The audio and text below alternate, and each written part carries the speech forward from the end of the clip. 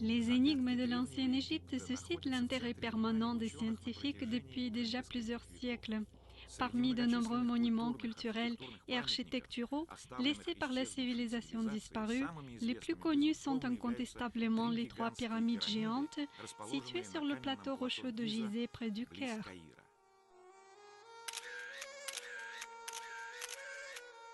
Qui, quand et dans quel but a construit ces tétraèdres cyclopéens?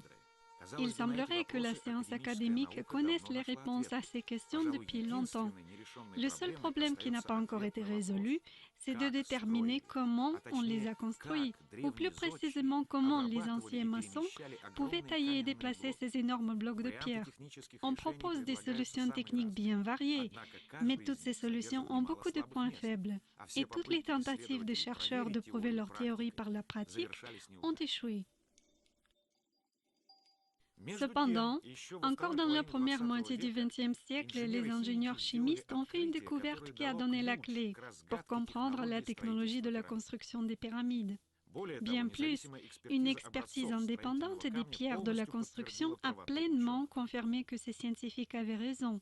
L'énigme des anciennes pyramides a été résolue. On pourrait croire que cette découverte aurait dû faire sensation et que le chercheur aurait pu prétendre aux récompenses scientifiques les plus prestigieuses. Il se trouve que les choses se sont passées différemment. Le milieu scientifique a complètement ignoré cette découverte. Les égyptologues ont fait semblant de ne pas l'avoir remarqué. À ce jour, ils ne veulent toujours pas le faire.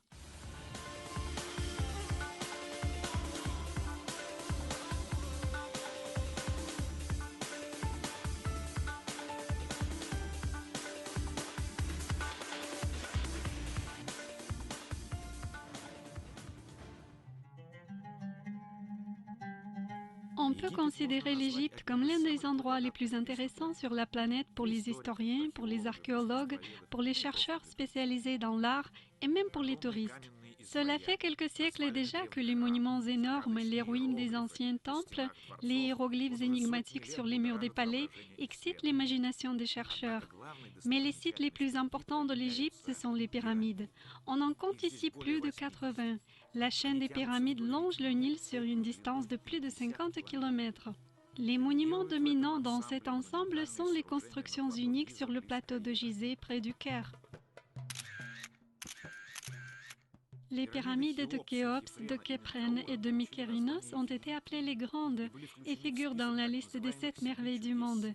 Et ce n'est pas étonnant, car la hauteur de la plus grande d'entre elles, celle de Khéops, dépasse 140 mètres et elle est constituée de plus de 2 millions de blocs de pierre, dont chacun pèse entre 2,5 tonnes et 15 tonnes.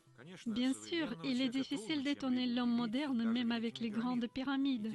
Néanmoins, la question de savoir comment on a pu bâtir tout ça plusieurs siècles en arrière prive les chercheurs de sommeil même de nos jours.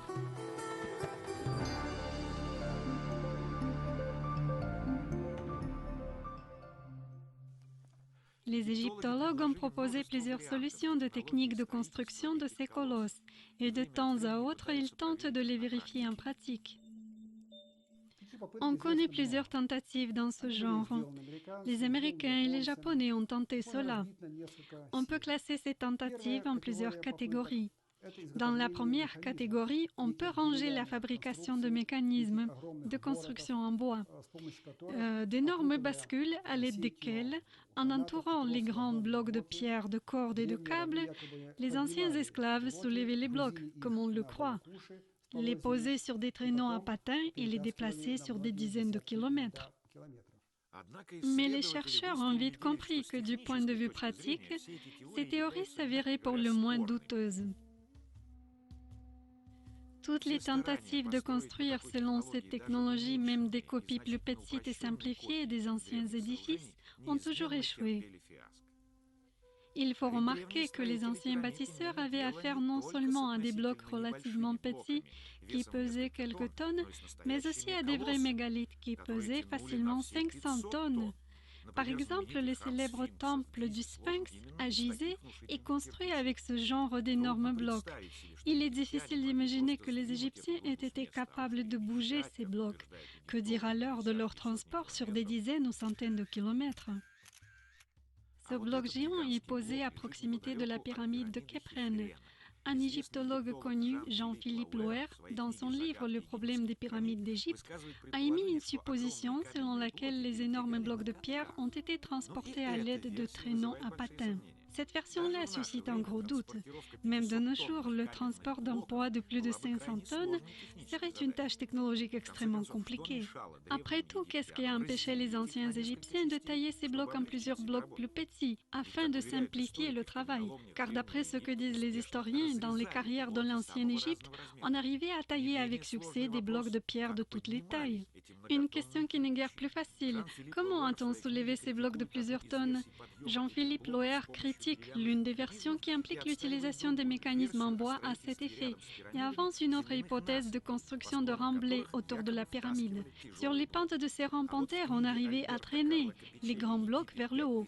Dans le livre L'Égypte 5000 ans de civilisation, Alberto Carlo Carpicecci avance une hypothèse déclarée comme la principale et la plus probable d'utilisation de mécanismes en bois. Également, il existe une théorie selon laquelle les pyramides ont été construites non pas du bas vers le haut, mais du haut vers le bas. D'abord, on aurait taillé des rochers qui étaient déjà là et après on les aurait entourés de blocs de pierre.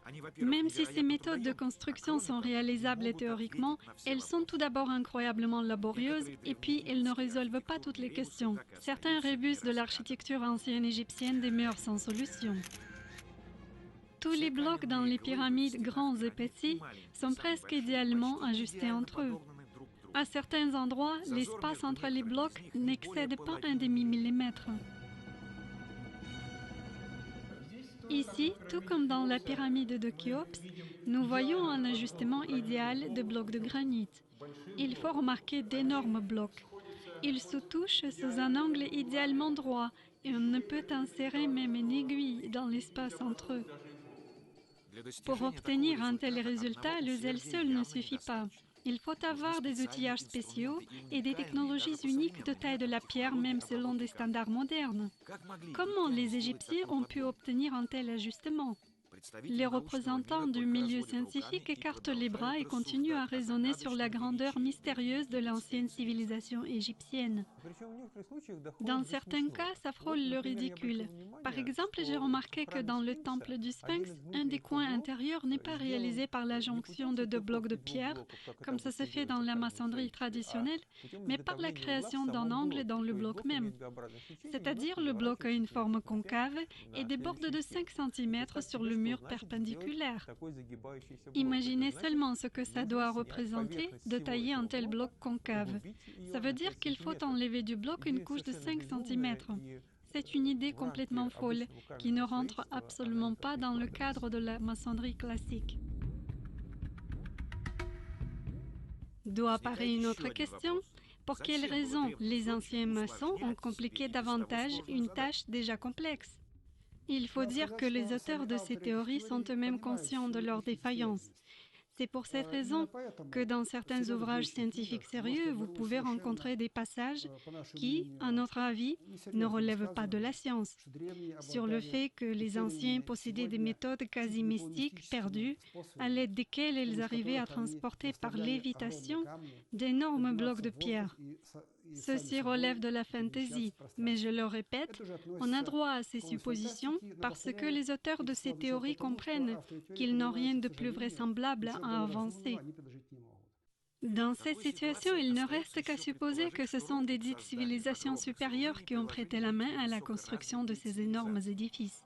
Par exemple, les habitants de l'Atlantide légendaire ou même des extraterrestres. Et si nous reformulions la question pour la poser de façon tout aussi paradoxale à première vue? Si les anciens maçons n'étaient pas encore en mesure de tailler et de superposer d'énormes blocs de pierre, par quels moyens ils auraient néanmoins pu construire leurs grandes pyramides? Peut-être ils ont utilisé une autre méthode de construction.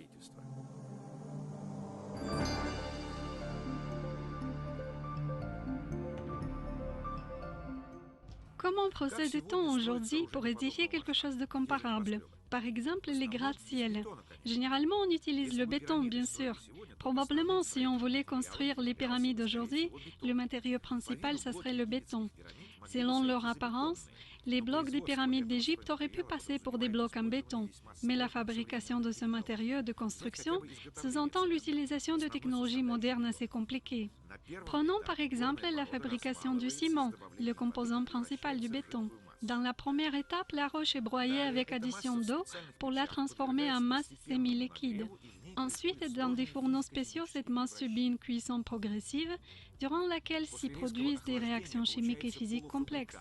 Après un refroidissement brusque, on obtient un produit semi-fini appelé le clinker, qu'il faut à nouveau broyer. Le problème réside dans le fait que la cuisson nécessite une température avoisinante 1500 degrés. C'est uniquement en ces conditions que le matériau acquiert les propriétés nécessaires. Les anciens Égyptiens ne pouvaient pas avoir de tels fourneaux, par conséquent, ils ne pouvaient pas avoir un tel béton non plus. Mais d'un autre côté, l'humanité a toujours utilisé une matière ressemblant au béton ou au ciment pour les constructions en pierre ou en briques. Les hommes savent depuis longtemps que les pierres ne tiennent pas ensemble toutes seules et qu'il faut les lier soit avec du ciment, soit avec de la chaux, soit avec le blanc et le jaune d'œuf, qui d'ailleurs tiennent bien. À des époques différentes et dans des pays différents, les hommes avaient utilisé la cire, la résine, la farine de blé, le fromage de brebis et le jus d'ail. Mais est-ce qu'il est possible d'utiliser ce genre d'ingrédients à une échelle industrielle? Pas pour l'adhésion des blocs, mais pour la fabrication des blocs eux-mêmes, de plusieurs millions de blocs. Alors, on doit exclure la piste du béton. Ou tout de même non. Au milieu du XXe siècle, un chimiste français, le professeur à l'université de Berne, Joseph Davidovits, a développé une méthode de fabrication du béton géopolymère. Cette méthode ne nécessite pas d'utilisation de technologies modernes complexes. Pour fabriquer ce béton, on peut utiliser pratiquement n'importe quelle roche pulvérisée. Le béton durcit rapidement à la température ambiante et se transforme en pierre artificielle. De nos jours, cette technologie est employée avec succès par des compagnies de construction américaines et européennes. La force de la découverte de Davidovits, c'est que pour la fabrication de la pierre artificielle, il a proposé d'utiliser un phénomène physique bien connu, l'adhésion. L'adhésion, du mot latin adhesio, coller. C'est une agglomération de matériaux liquides ou durs aux endroits où leur surface entre en contact. Davidovits a supposé qu'il a redécouvert quelque chose que vraisemblablement connaissaient les anciens bâtisseurs autrefois, notamment ceux qui ont construit les pyramides. C'est Davidovits qui a avancé cette hypothèse courageuse que les pyramides et autres constructions d'Égypte ne sont pas du tout en pierre mais en béton.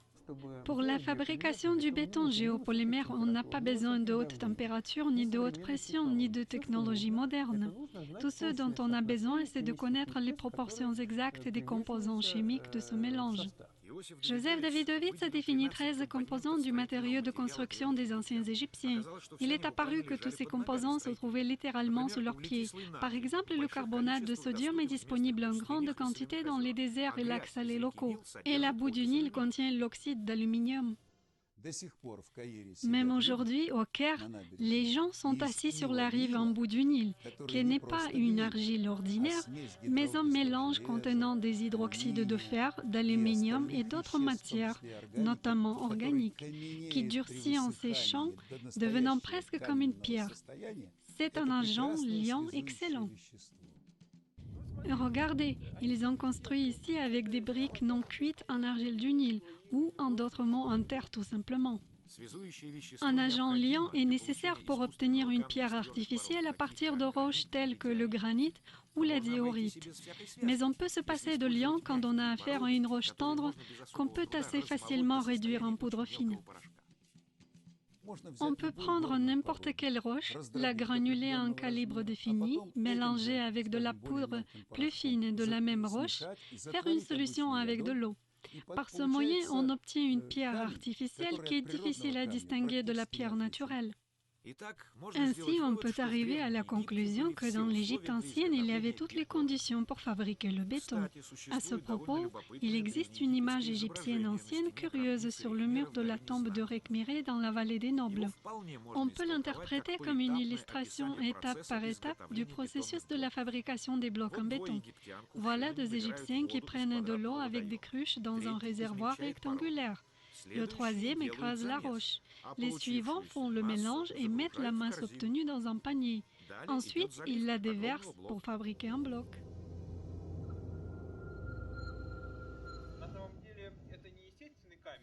En réalité, ce n'est pas une pierre naturelle, mais un bloc en béton géopolymère. La surface de ce bloc a été induite avec un mélange de meilleure qualité, ou du moins de qualités différentes. C'est pourquoi l'aspect n'est pas lisse, et par endroits, il y a des couches qui sont tombées. Regardons ce qui se trouve sous ces couches. C'est du sable. On peut voir qu'il y a du sable. Ceci n'est pas du granit, c'est du béton géopolymère. Это не гранит. Это геополимерный бетон. Rappelons-nous des énigmes principales des pyramides et essayons de voir si on peut les résoudre à l'aide de la théorie du béton.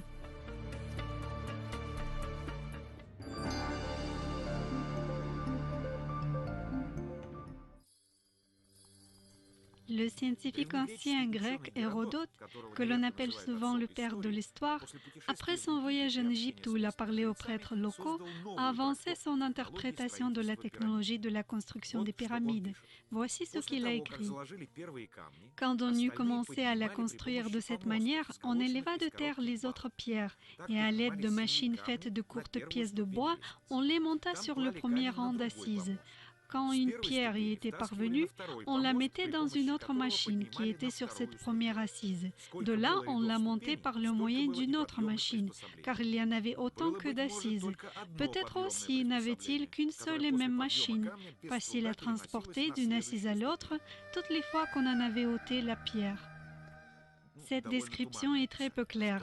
Quelle machine et comment on l'a montée? Dans tous les cas, peut-on songer soulever des blocs de pierre de plusieurs tonnes à l'aide de constructions en bois?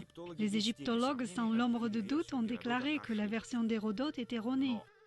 Mais si on suppose qu'il s'agit de béton géopolymère, dans ce cas, nous avons une description possible de banche pour la fabrication des blocs, c'est-à-dire du moule de chantier ordinaire.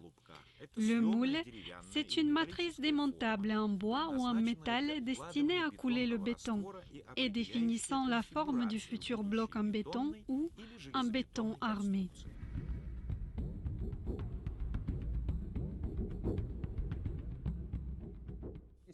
Si on étudie attentivement ce texte, on comprend alors qu'Hérodote a décrit un moule en bois à l'aide duquel s'élevait, grandissait la pierre. Car il est clair que si on coule un volume trop important du ciment d'un coup, en durcissant, le bloc deviendra défectueux ou déformé. Il est clair que le bâtisseur rajoutait couche par couche en laissant sécher. Ces couches sont aujourd'hui bien visibles aux endroits où les blocs ont perdu leur revêtement. Si c'était du calcaire naturel, comme dans le mur de la forteresse du Caire, les couches seraient régulières et parallèles. Le calcaire, c'est une roche sédimentaire. Sa structure stratifiée se forme comme le résultat d'un dépôt lent, millimètre par millimètre, de couches parallèles de matières différentes sur le fond marin. On observe un tableau bien différent dans les blocs des pyramides. Voici un fragment du bloc provenant de la pyramide de Khéops. C'est un éclat d'un coin supérieur du bloc. Sur sa surface latérale, on voit des empreintes émaillées. D'où sort cette empreinte? Il y a une explication simple. C'est une empreinte de la natte qui a été apposée sur les parois du moule qui a servi à couler le bloc. En plus, c'est comme si une natte était de gauche vers la droite et l'autre la croisait de droite vers la gauche en deuxième couche. Ce genre de choses est possible seulement si c'était une partie du moule, si c'était une natte qui couvrait le moule. Ceci est une autre surface du fragment. Elle est rugueuse. C'est justement de cette façon que durcit le béton. De nos jours, afin d'éviter ce genre de défaut, on utilise des vibrateurs spéciaux. Mais les anciens bâtisseurs ne disposaient pas de telles choses. Si tout ça était taillé dans la pierre, toutes les surfaces des blocs auraient été taillées de façon semblable et régulière. La présence des traces du moule veut dire qu'on a affaire au béton. Apparaît une question. Pourquoi personne n'a remarqué ces traces? Parce que sur les blocs inférieurs de la pyramide devant lesquels passent les touristes, il n'y a pas de traces semblables. Par contre, si on monte plus haut, ce morceau du bloc a été pris à une hauteur de plus de 50 mètres. À cette hauteur-là, on peut voir ces traces sur tous les blocs. On peut bien sûr supposer que les anciens Égyptiens ont préparé les pierres différemment pour les niveaux différents de la pyramide. Mais il y a aussi une autre explication. Les blocs de la pyramide sont assez tendres. Leur dureté peut être comparée à la dureté du gypse ou des ongles de la main. Les tempêtes de sable fréquentes pour cet endroit ont pu polir les blocs depuis tout ce temps, en effaçant toutes les traces. Le sable projeté sur les pyramides joue le rôle d'un abrasif. Le sable s'élève sur 20-30 mètres maximum. Les traces de moules ont été découvertes plus haut. On trouve les traces de nattes ailleurs que sur les blocs des pyramides. Nous sommes dans la cour du temple à Esna. Ici se trouve une pierre qui a conservé les traces de son origine de béton. Ce sont les restes de la natte en roseau incrustés dans la pierre.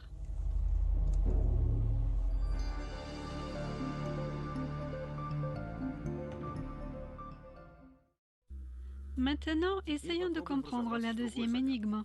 Comment, lors de la construction des temples et des pyramides, les Égyptiens ont équarri les faces des blocs pour que l'espace entre eux soit minimal? À certains endroits, ces espaces ont l'air de simples égratignures sur la surface de la pierre. Les égyptologues ne sont pas capables de fournir une explication claire à ce phénomène. Il ne leur reste qu'à s'émerveiller. En effet, il est difficile d'imaginer les anciens Égyptiens en train de polir les mégalithes. De plus, avant d'ajuster ces énormes blocs entre eux, il faut d'abord les extraire de la roche. Comme l'affirment les égyptologues, ça se faisait à l'aide d'outils en cuivre.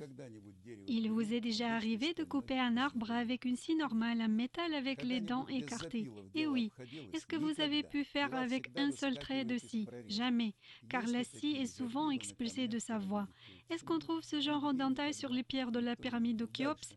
Non, je poursuis. Pour quel but on écarte les dents de la scie d'une part et d'autre? Pour éviter que la scie ne se coince. Comment voulez-vous scier la pierre avec une lame en cuivre et qu'elle ne se coince pas dedans? Elle va se coincer au premier passage. À ce propos, quelqu'un a-t-il déjà vu ces scies quelque part dans un musée? Il n'y en a pas.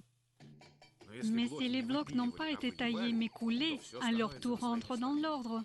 Chaque bloc suivant était formé en opposant les branches sur le bloc précédent déjà prêt. Vous y coulez une nouvelle portion du béton et de l'eau, après quoi vos deux blocs littéralement fusionnent. En principe, les anciens constructeurs auraient pu couler des murs monolithes, mais dans ce cas, tôt ou tard, les pyramides auraient éclaté et se seraient écroulées à cause d'écarts de température et à cause de la tension intérieure. Pour que la construction puisse respirer, comme on dit, on a fait des blocs séparés. On constate que les pyramides sont toujours là. On ne voit pas de fente dans leurs parois vieilles de plusieurs siècles. En revanche, on trouve d'autres choses assez inattendues. Par exemple, dans la maçonnerie d'une des petites pyramides situées au sud de la pyramide de Mykérinos à Gizeh, on peut voir des cavités assez étranges. Cette pyramide est construite de blocs qui sont couverts de croûte dure, mais à l'intérieur, ils sont assez tendres. Ce ne serait pas possible pour des pierres naturelles. Et ce n'est pas étonnant quand il s'agit de blocs en béton, car on a pu utiliser un mélange de moindre qualité pour couler l'intérieur du bloc et un mélange plus dur pour les parties extérieures. On peut le casser avec les doigts à l'intérieur de la cavité. C'est sa consistance antérieure. Et si on essaie de casser sa croûte, la couche extérieure, on n'y arrive pas sans outils. L'intérieur des blocs est tendre et à l'extérieur, ils sont couverts d'une couche poreuse plus dure qui ne cède pas, même à la lame du couteau. Est-ce qu'une pierre naturelle peut avoir un intérieur tendre et un extérieur dur? Une pierre taillée et extraite d'une carrière? À notre avis, non, c'est exclu. Et si c'est du béton, alors bien sûr, dans les couches extérieures du bloc, on a pu rajouter des substances qui les ont rendus plus solides. À nouveau se pose la question, pourquoi les autres ne l'ont pas remarqué?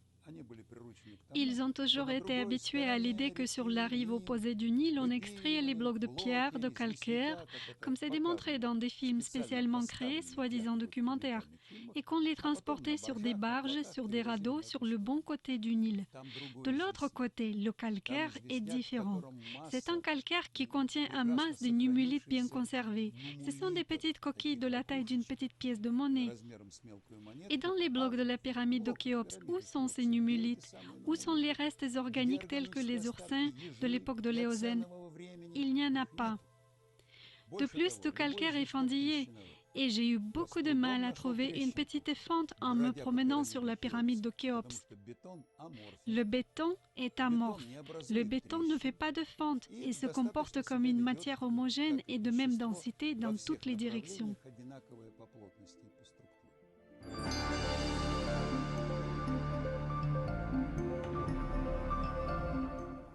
Dans la pyramide de Khéops, il y a un sarcophage, un granit monolithe. Personne n'arrive à donner la réponse comment ce sarcophage s'est retrouvé à l'intérieur. Il n'était pas possible de le transporter par les tunnels et les ouvertures existantes qui sont beaucoup trop étroits. Rappelons-nous d'autres mystères semblables. Par exemple, dans la célèbre vallée des rois située à 500 km du Caire près de Luxor. Aujourd'hui, pour accéder à cet endroit, il y a une large route que l'on peut aussi emprunter en voiture. Mais il y a encore 100 ans en arrière, ici, il n'y avait aucune route. La vallée où ont été enterrés les rois était entourée de rocs escarpés. Pour accéder à l'intérieur, on était obligé de passer par un petit tunnel creusé dans le roc. Lorsque les premiers envahisseurs européens avec Napoléon en tête sont arrivés dans la vallée pour la première fois, ils ont été ébahis d'avoir découvert dans les tombeaux des pharaons les sarcophages en granit. Leur gabarit excédait grandement l'ouverture du seul accès à la vallée. D'autant plus que ces sarcophages, tout comme dans la pyramide de Khéops, n'étaient pas assemblés de morceaux plus petits, ils étaient monolithiques, car ils résonnaient tels des cloches lorsqu'on frappait dessus avec un marteau. Les égyptologues ont dit « Et alors ?» On les a traînés à travers des montagnes, on les descendait avec des cordes. Ça n'aurait pas été plus simple d'élargir un peu l'accès à la vallée? Les roches sont tendres là-bas. Ce n'était pas très compliqué de faire un passage plus large si on devait faire passer les sarcophages.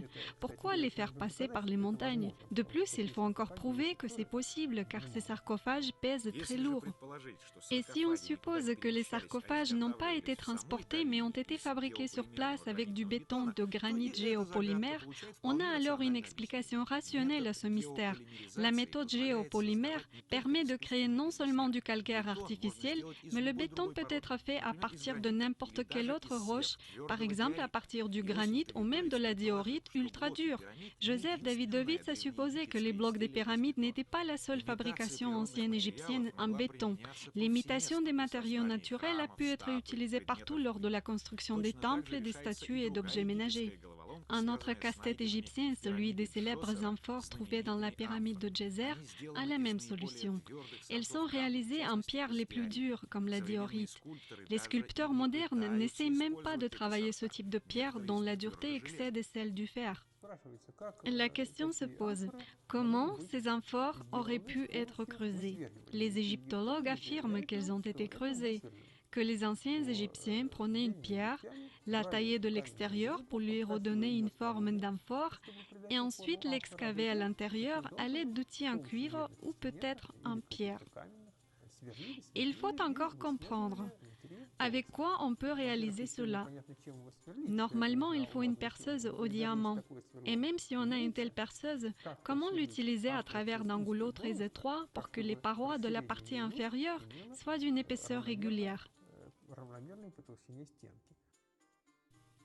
Il est encore plus étonnant que ni à l'intérieur ni à l'extérieur, on ne voit aucune trace de façonnage avec des outils durs. Combien ça a demandé de temps et d'efforts pour créer les parois de ces récipients non seulement réguliers mais aussi parfaitement lisses. La découverte du Davidovits résout entièrement ce problème. Le béton géopolymère qui n'a pas encore durci a pu être façonné sur un tour de potier comme une argile ordinaire, ce qui signifie que les anciens artisans ne dépensaient pas énormément de temps pour fabriquer chaque objet.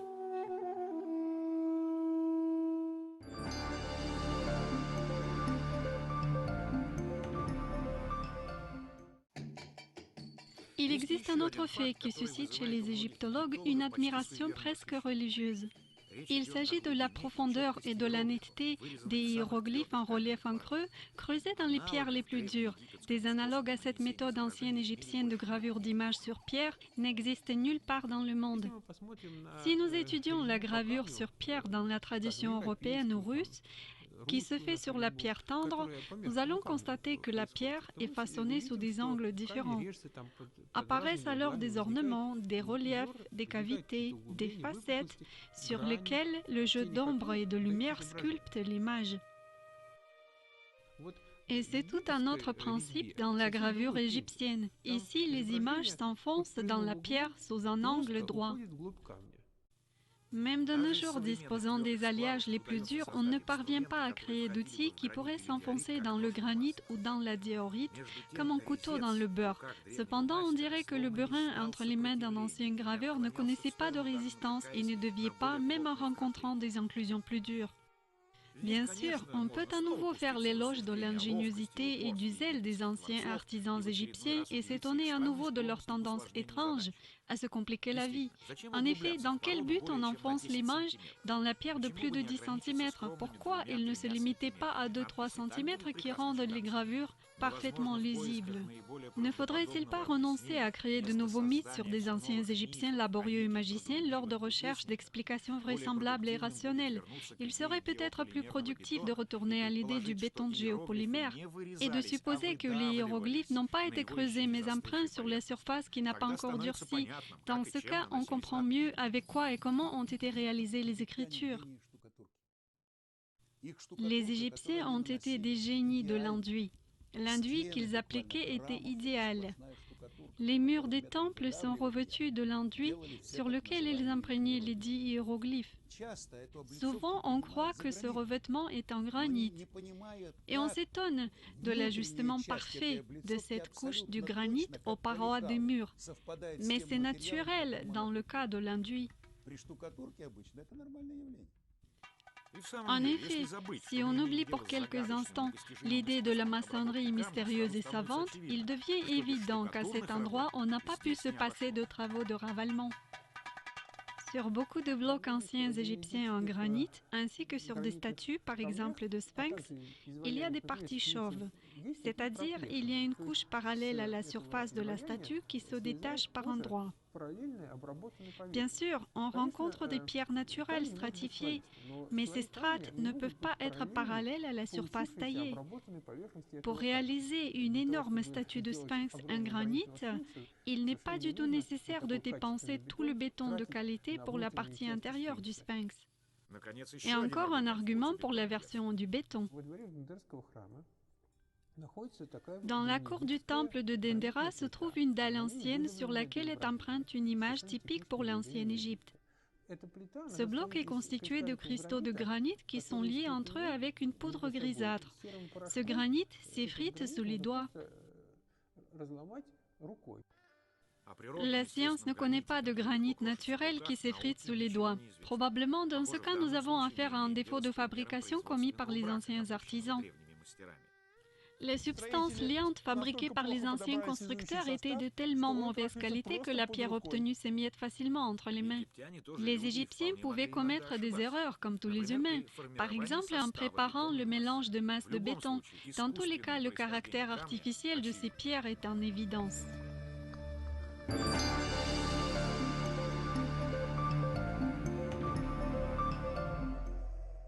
Il faut éclairer une autre circonstance. Comment les bâtisseurs concassaient la roche? Pourquoi ne pas supposer que ce problème était résolu par analogie avec la mouture du blé, avec l'utilisation de mortiers, de broyeurs et de meules? Il n'y a pas de problème avec ça, surtout qu'on a retrouvé en Égypte les dalles sur lesquelles on pouvait broyer les roches. On devait parvenir à broyer manuellement les roches tendres telles que le calcaire. Mais comment pulvériser en poudre les pierres dures comme la diorite? Il se trouve qu'il existe pour cela une méthode pas trop compliquée. Nous le faisons dans les champs chaque année, car des fois on a besoin d'obtenir une poudre d'une roche dure sans qu'il y ait des particules de fer provenant des marteaux ou des mortiers. Pour cela, on prend une pierre, on la pose sur une deuxième et on la frappe avec une troisième. Voilà, ainsi, en frappant une pierre avec une autre, on obtient une poudre. Avec cette méthode simple, on peut obtenir la matière première pour fabriquer une roche artificielle de n'importe quelle dureté. C'est une ressource inépuisable. Bien sûr, ça prend du temps, mais il n'est pas nécessaire de broyer toute la roche en poudre. Un mélange de poudre avec des granules donne un produit fini plus solide et permet d'accélérer la fabrication. De plus, les habitants de la Terre depuis des lustres ont utilisé une autre méthode de broyage qui n'est pas trop laborieuse. Au Yémen, les hommes moulent le blé en se balançant sur une bascule dans un grand bol en pierre. C'est de cette manière, en écrasant avec une pierre sur une autre, sans meule manuelle, qu'on peut concasser la roche en quantité.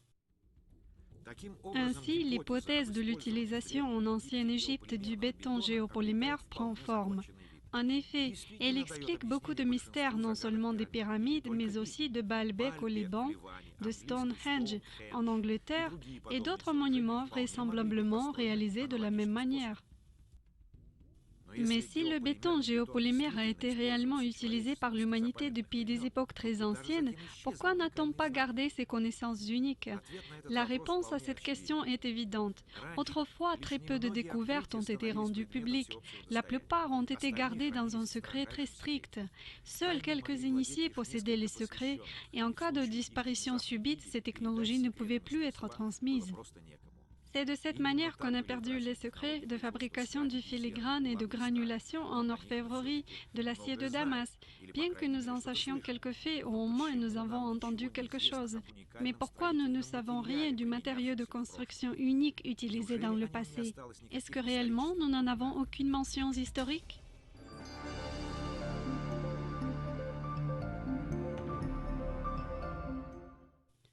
Tout le monde connaît la fameuse pierre philosophale du Moyen Âge. Ce sont surtout les alchimistes du XVIIe, XVIIIe et XIXe siècle qui étaient passionnés par les recherches de cette pierre. Bien sûr, le thème de la pierre philosophale est très large et il a beaucoup de sens. Ici, nous avons beaucoup de sujets différents qui se sont mêlés. La science traditionnelle considère l'alchimie comme un courant pseudo-scientifique de la chimie. Parmi les avancées de l'alchimie, nous avons les découvertes et le perfectionnement des produits très utiles employés largement, tels que des peintures minérales ou à base de plantes, des verres, des émaux, des alliages métalliques, des acides, des alcalis et des sels. Néanmoins, dans l'alchimie, les recherches de la dite pierre philosophale, c'était l'objectif principal. D'après une idée reçue, au Moyen Âge, on recherchait ni plus ni moins une substance permettant de transformer le fer ou un autre métal en or. Et toutes les découvertes réalisées ont été accidentelles, survenues lors de ces recherches infructueuses. Tout de même, il paraît peu probable qu'une science qui n'apporte aucun résultat pratique, qui est basée sur une chimère et sur des fausses promesses, puisse perdurer quelques siècles. Alors les alchimistes devaient se mettre à résoudre d'autres problèmes d'usage courant. De plus, ceux qui les finançaient devaient avoir des raisons de croire que les objectifs étaient atteignables, que quelque chose de semblable avait déjà été réalisé dans le passé. Cependant, de l'histoire de l'alchimie, on sait que le secret de la pierre philosophale a été connu justement en Égypte. La dernière personne qui possédait les connaissances secrètes, c'était un Romain dénommé Maurienus. La légende dit qu'un jour, le roi égyptien Khalid a rassemblé ses alchimistes et exigé de fabriquer la pierre tant convoitée. Toutes leurs tentatives ont échoué. À ce moment-là est arrivé Maurienus, qui a facilement résolu le problème.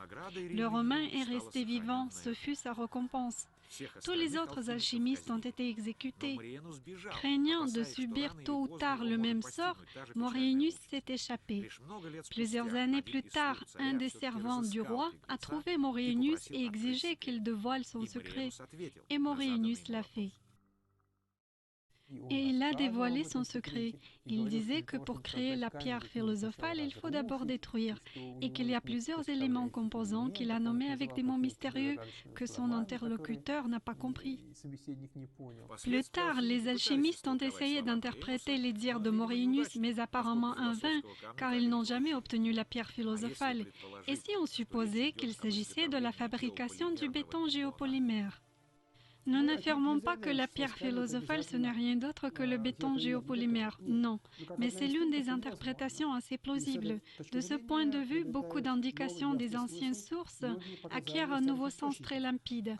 Comme nous l'avons découvert en nous tournant vers des livres anciens de l'alchimie, ces sources reproduisent assez fréquemment et assez bien la méthode de l'obtention du béton géopolymère. En effet, la technologie est la suivante. D'abord, il faut concasser la roche, ensuite il faut rajouter des substances spéciales et tout mélanger pour obtenir à la fin la pierre philosophale. À ce propos, aujourd'hui nous disons la pierre artificielle, et autrefois les termes artifice et philosophie étaient employés pour tout savoir en général. La pierre artificielle, c'est une pierre obtenue à l'aide d'un artifice, c'est-à-dire d'un savoir. On peut aussi dire la pierre philosophale. C'est une pierre obtenue à l'aide de la philosophie ou d'un savoir gardé. Naturellement, la découverte aussi capitale que celle de la pierre artificielle qui permettait de fabriquer des murs solides de forteresses et d'autres édifices devait avoir une importance énorme. Après l'avoir perdue, pendant longtemps on a employé beaucoup d'efforts pour la restaurer, mais les alchimistes médiévaux ont travaillé là-dessus au XVIe siècle, n'ont pas réussi. Plus tard, l'idée a été abandonnée. C'est seulement au XXe siècle qu'on a redécouvert la technologie. Évidemment, l'hypothèse courageuse de Davidovits, de Nosovsky et de Fomenko nécessite une vérification indépendante. Pour déterminer authentiquement en quels matériaux ont été faites les pyramides, en pierre naturelle ou artificielle, il suffit d'effectuer des analyses physico-chimiques de la pierre. Et cela a été réalisé par des scientifiques russes.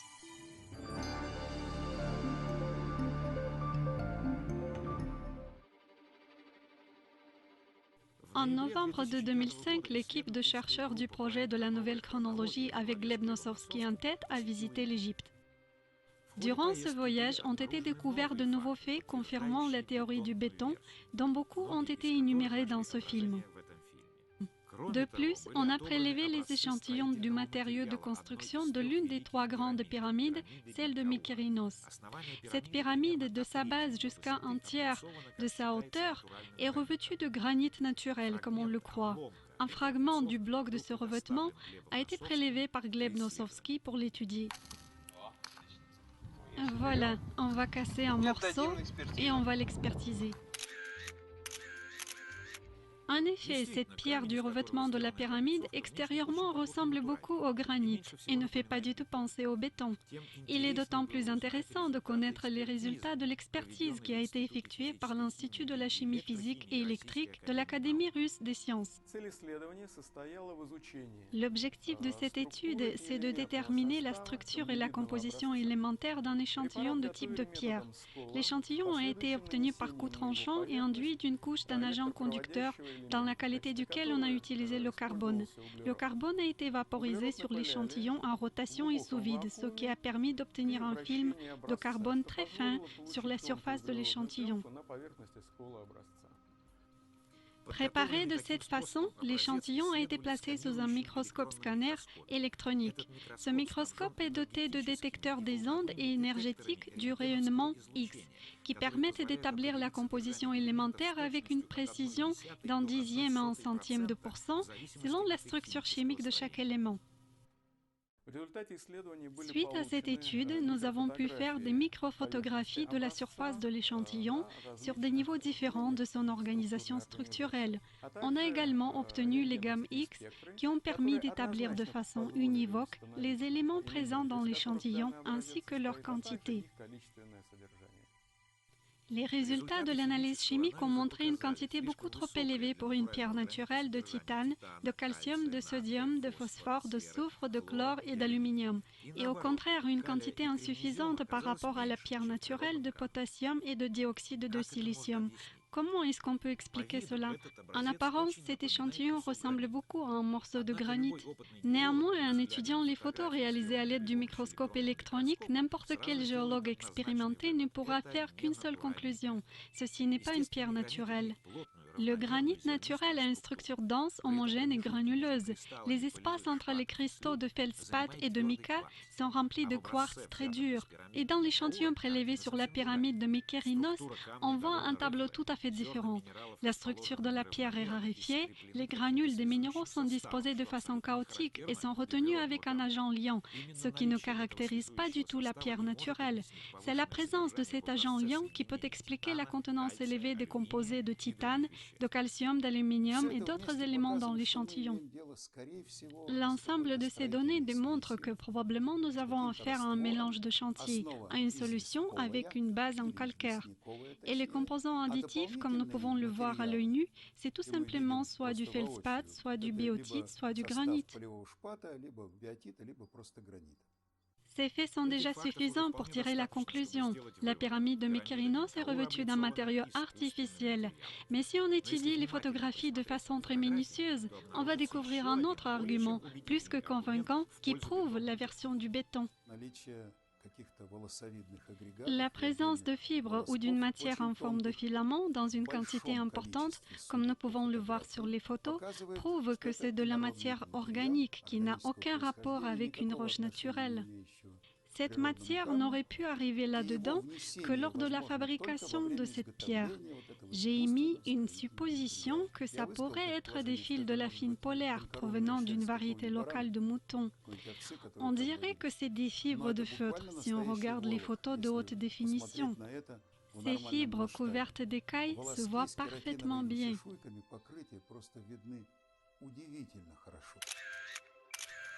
La quantité de la matière étrangère dans cet échantillon de pierre de la pyramide est tout simplement énorme, au point que ça ne se discute même pas qu'il s'agit de pierres artificielles.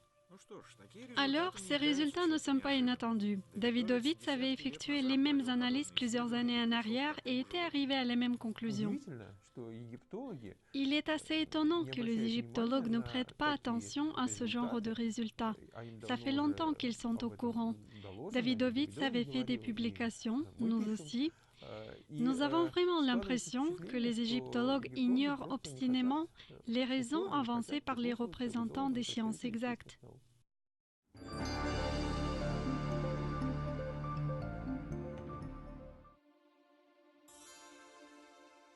En 1982, Jean-Philippe Loher, le partisan de la version de la pierre naturelle, a mis à la disposition de Davidovits 2 échantillons provenant des blocs des pyramides et proposé de prouver leur origine artificielle. Les analyses chimiques menées par 2 laboratoires indépendants ont pleinement prouvé la version du béton. À cette occasion, Davidovits a lu son rapport lors du congrès des égyptologues à Toronto. Néanmoins, Loher, qui était venu au congrès, pour une raison inconnue, n'a pas été présent lors de l'exposé de son collègue. Il s'est limité à un commentaire laconique dans la presse. Ce n'est pas bête, mais ce n'est pas possible. Ça ne peut pas être parce que ça ne peut jamais être. Voilà la réponse d'un scientifique à un autre scientifique. 2 années plus tard, en 1984, Davidovits a adressé à la direction égyptienne des monuments antiques une demande d'autorisation pour effectuer des recherches sur le plateau de Gizeh. La demande du professeur a été rejetée. Le refus a été expliqué ainsi. Votre hypothèse ne représente que votre point de vue personnel, qui ne correspond pas du tout aux faits archéologiques et géologiques. Le refus avait un caractère purement démagogique. On n'a pu avancer aucun argument scientifique contre l'hypothèse de Davidovits. Selon notre opinion, cette situation témoigne clairement qu'en réalité, certains égyptologues appréhendent toute discussion, car ce terrain est miné de gros problèmes. Et voici un autre exemple tout frais. En 2006, les scientifiques américains ont effectué indépendamment des études de la matière des blocs de la pyramide de Khéops. L'analyse de gamme et l'analyse minéralogique ont démontré que l'échantillon du matériau de construction était fait d'un mélange de calcaire, de sable et d'argile. À ce moment, les experts se devaient de reconnaître la chose évidente, c'est du béton. Mais il semblerait que rien ne puisse ébranler la stagnation presque religieuse des représentants de la science traditionnelle. Ce même Davidovits n'a pas seulement publié des livres, il a en plus démontré en pratique la possibilité de construction d'une pyramide en béton à partir des matériaux qui étaient à la portée des anciens Égyptiens. Quand vous regardez les blocs des pyramides, que voyez-vous? Vous voyez des blocs avec une surface lisse et d'autres avec une surface rugueuse. Nous avons reproduit les deux variantes. Le secret se cache dans les eaux souterraines, dont la qualité change en fonction du climat et du temps. Avec cette démarche, Davidovits a essayé d'attirer l'attention sur sa théorie, mais en vain. On a vraiment l'impression que les égyptologues modernes essaient de garder à tout prix le beau conte de fées créé par leurs prédécesseurs au XIXe siècle. Le conte sur les millions d'esclaves égyptiens qui, tels des fourmis, durant plusieurs décennies transbayutaient des énormes blocs de pierre et édifiaient avec les colossales pyramides. Tous les manuels d'histoire en parlent. Il y a un paquet de films sur ce sujet. Les historiens ne souhaitent pas admettre maintenant que tout cela n'est qu'une fiction, car dans ce cas, de façon inévitable, apparaissent des doutes sur la véracité de leurs autres théories.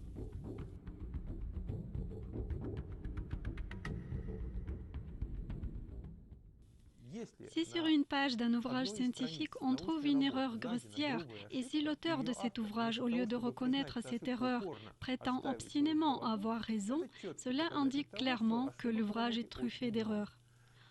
En effet, notre analyse a tiré au clair que la version de l'histoire et de la chronologie de l'Égypte que défendent les égyptologues repose sur un fondement mouvant et qu'elle comporte un nombre très important d'erreurs profondes et de principes.